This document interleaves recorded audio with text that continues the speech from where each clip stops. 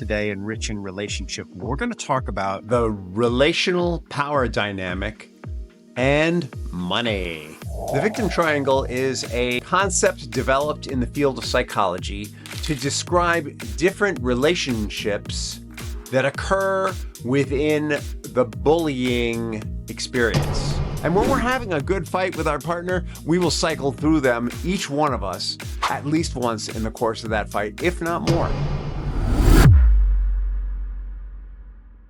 Welcome to another episode of Rich in Relationship. I'm your host, Rich Heller, and today we're talking about the role of money in power dynamics, control, and the victim triangle in relationships.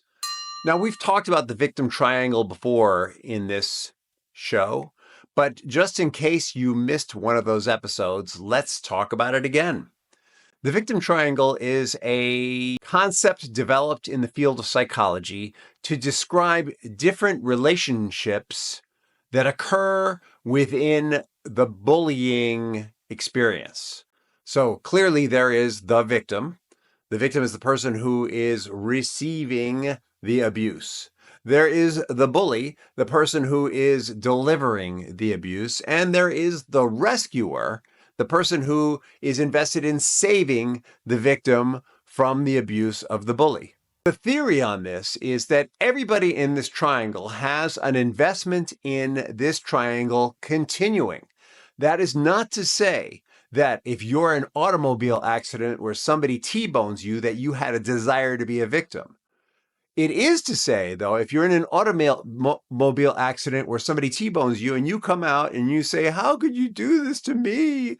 I'm always in these accidents," and sort of play up being the victim, that you have an investment, that there is a power. There's actually power in the role of being the victim, right? And we see it in a society all the time, right? The reason why we have such a litigious society today, why there are so many release forms that we have to sign, is because people, when they're victims, draw power from it. They sue someone for abuse. And I'm not saying that that's wrong. What I'm saying is there's power in that role. There's power in being the bully, and there's power in being the rescuer. The rescuer has an investment in that continuing. Now, if you've been listening to Rich in Relationship for a while, then you know what I'm about to tell you. In every relationship, people can cycle through all three roles in one fight. No problem. They can start out as the bully. This is how it should be. I say it should be this way. And then they're met with resistance. And they say to the person, "How could you say that?" "Oh, I'm only trying to help us." So they switch from being the bully, this is how it's going to be, to being the victim. "How could you say that?" And then they go right to the rescuer. "Hey, what I'm doing is really what's best for us both. Can't you see that?" So these are three roles that we're actually, it sounds like something made up, but it's something we live through probably every day. We probably feel these feelings every day. And when we're having a good fight with our partner, we will cycle through them, each one of us, at least once in the course of that fight, if not more. Now, imagine that there's a power dynamic in your relationship. Power dynamic is about who's getting their way, right? That's really, if we're looking for power, we're looking for control. We're looking to manage the relationship.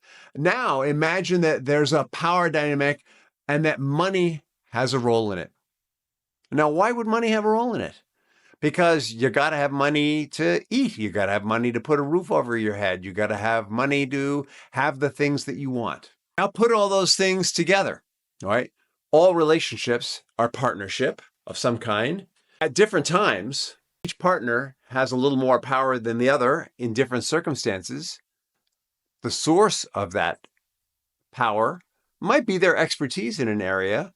It might be that one partner allows the other to have more power because they know they're going to be more effective in that role. Or it might be that they're taking something and using it to have more power, like, let's say, money. All right, so now you've got the backdrop for this. Financial fights can happen. Well, 76% of all marriages fight about money. And so what that means is that there is a power, every time there's a fight about money, there is a power dynamic going on there. When people fight about money, they are literally going through victim, bully, rescuer in different ways. They might be trying to rescue the children. They might be trying to rescue, but they're going through all three roles, and they're doing it to see in the fight, right? The fight that we talk about here on Rich Relationship is I'm going to win, you're going to lose. They're doing it so that I can win, I can have power, right? Or I can have more power, or I can win. And money is a phenomenal tool for this. Sometimes not having money is a phenomenal tool for this. So let's talk about this from different angles. Let's say there are two wage earners, two people who are contributing equally to the family finances. What kind of money fights might come up there? Well, there might be fights about how the money is spent, but if both people are contributing roughly the same amount into the family pot, it's more likely that their fights are going to be about how it's spent. Then the angle is going to be something like, hey, I put in just as much as you do. I have a right to say. And maybe there's going to be an emphasis of, I put in just as much as you do, but I do so much more for these kids than you. How dare you say you have a say in this? I see this all the time when people are getting divorced, by the way, and there's money disparity. There's incredible fights and power, throwing around power in those discussions. Let's talk about another scenario. One partner is a stay-at-home parent, and the other one earns all or most of the money. The one who earns all or most of the money says things like, hey, I bring home the bacon. Except, stay-at-home parents, I want you to hear this. If you went to divorce court, the law would say that the primary wage earner who's earning all the money needs to continue to support you. They would say that everything that person's accomplished financially, if you've been married for a period of time, has been due to your support, due to your showing up and taking care of those kids, due to your showing up and making sure that household functions. You've made sure that everything clickety-clacks at home so that person can earn more money and accomplish more in their individual life. So the view of the law is that when one person is a stay-at-home parent and the other one's the primary wage earner, they're actually what? Equals. Carrying equal weight. And very often, when those kind of fights happen, I'm the primary wage earner. I should be able to buy whatever I want. The response of the stay-at-home parent is, yeah, if I weren't here taking care of all this, you wouldn't be making that kind of money. If I didn't help you get through medical school, you wouldn't be a doctor, or whatever the fight is about, right? I've seen this fight 1,000 times. Now, here's the really interesting one. One person is earning a lot more than the other. This is a complicated situation because they've entered into a partnership and there was some awareness that this was a possibility, that one person would earn more than the other. Does that mean that the person, and let's say they're hiring a nanny so that they can both work. Is that fair? I actually think in this situation, this is the hardest situation to argue for equality. And I'm going to tell you why there should be equality here, right? The fact of the matter is that in a partnership, equality is not based on how much each person earns. We bring so much more to the marital table than our incomes. But we have a tendency, because we're in this materially based society, to focus on how much we earn. That person who's earning less, they're earning less for a reason. It's unlikely that a high wage earning individual is going to marry a slacker. They might maybe have married a teacher, They might have married a teacher. They might have married a social worker. They might have married someone who feels like they need to help society in a way that society is not yet financially validating. And what they're bringing to the table is they're bringing home social justice to the table. What they're bringing home to the table, to that family, is an awareness of what it means to give back. All right, so what we bring to the table isn't just money. The power in the family isn't just around money. But the tendency is to fight around money. And the reason why is that with that money, we can either have a decent car, or a good car, or an amazing car. With that money, we can live in a small home, a medium home, or a large home. With that money, we can live in an edgy neighborhood, a safe neighborhood, or an extraordinarily secure neighborhood. That money makes the difference in quality of life. And quality of life is something that society really judges. But if we look at what's really important is relationships. What's really important is how much we show up for our family, how much we show up for our neighbors, how much we show up for our community. How much do we show up for people who have no freaking money? For people who are going through a tough time because they're mentally ill, because they're addicts, because they're alcoholics, because they just lost their job. How much do we show up for those who someday we might be? How much do we see ourselves in others? This is a measure of power. But the tendency instead is to go to, I do this, so I should get that. Or, you did this to me, so I should get this. Or, I'm doing this for everyone, so I should be rewarded for it. What is the cure for this? All right. The cure for this really lies in our perspective. The answer to the victim triangle has been sold as something called the empowerment dynamic. All right. The empowerment dynamic, basically a triangle where everyone feels uplifted.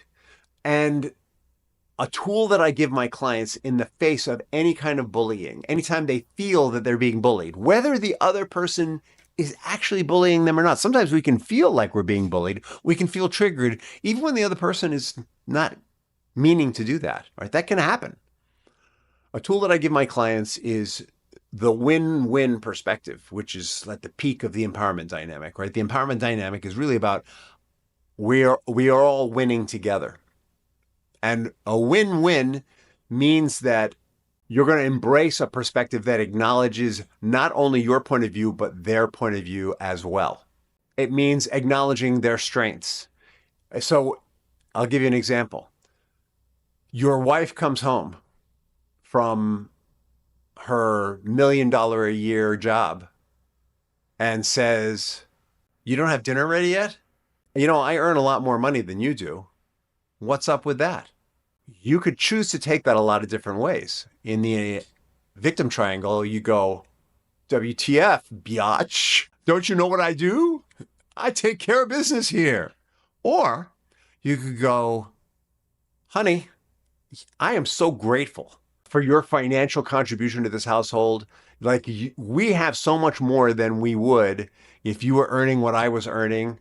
I am so appreciative of that. And yeah, I don't have dinner ready yet because, I was focused on something else here that I need to take care of for the family because I want to make sure that, these things are taken care of,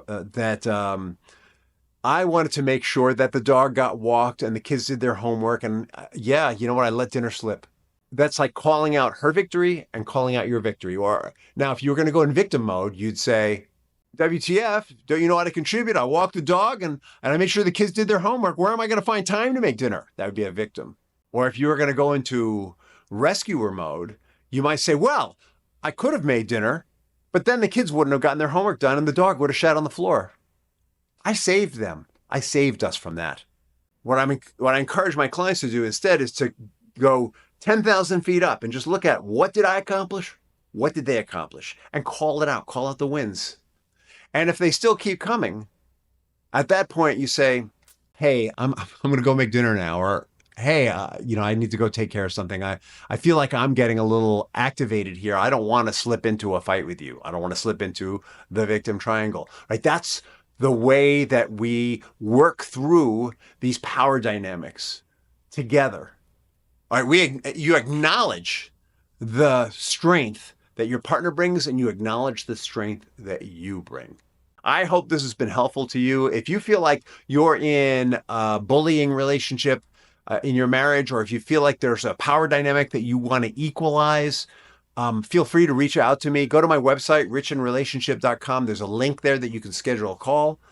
I've worked with hundreds of people who are in this position, and we've got tremendous tools to help you. If you like what you're hearing, please subscribe, share this with other people, repost this on social media, help us get the message out, help us impact the 10,000 families in 10 years that we're impacting through the Rich in Relationship podcast and programs. Thank you again and have an awesome day.